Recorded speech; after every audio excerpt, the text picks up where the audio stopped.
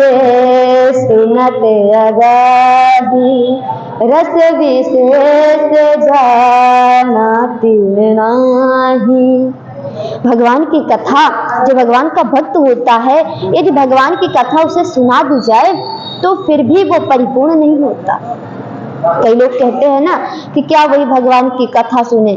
सच बात तो है, जो लोग कहते हैं क्या वही बार बार अभी परसों वहां सुने, कल यहाँ सुने, जो ऐसा कहते हैं तो सच बात तो यह है कि उनने कथा को सुनी ही नहीं मन लगा करके। क्योंकि जो एक बार कथा को मन लगा करके सुन लेता है तो उसके लिए कथा नूतन बनती जाती है, नई बनती जाती है। भगवान का चरित्र कैसे, भगवान का भक्त कैसे भगवान के चरित्र को श्रवण करता है, तो जिनके श्रवण समुद्र समाना, कथा तुम्हारी सुभग सरिनाना, हरहि निरंतर होहि न पूरे, इनके हिया तुम कह दूरे।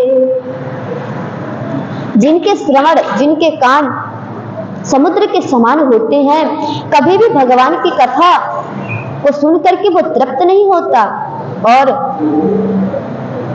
भगवान की कथा को जितना सुनता है उत्तरोत्तर रुचि उतनी बढ़ती जाती है।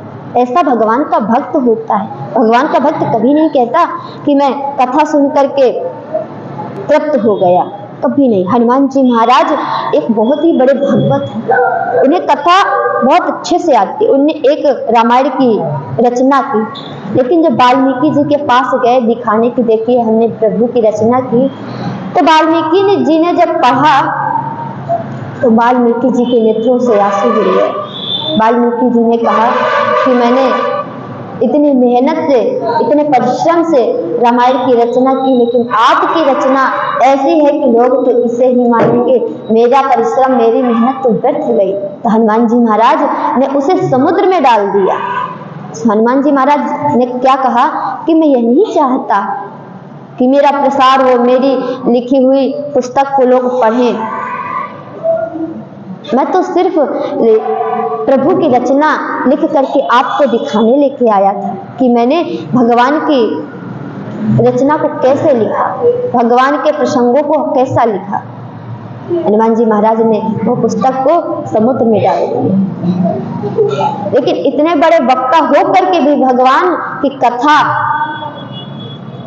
बड़े ही चाव से श्रवण करते हैं। इसीलिए कहते हैं जिसको भगवान का चस्का एक बार लग जाता है तो फिर कभी भी कथा सुन के वो तृप्त नहीं होता। बोलो राधे।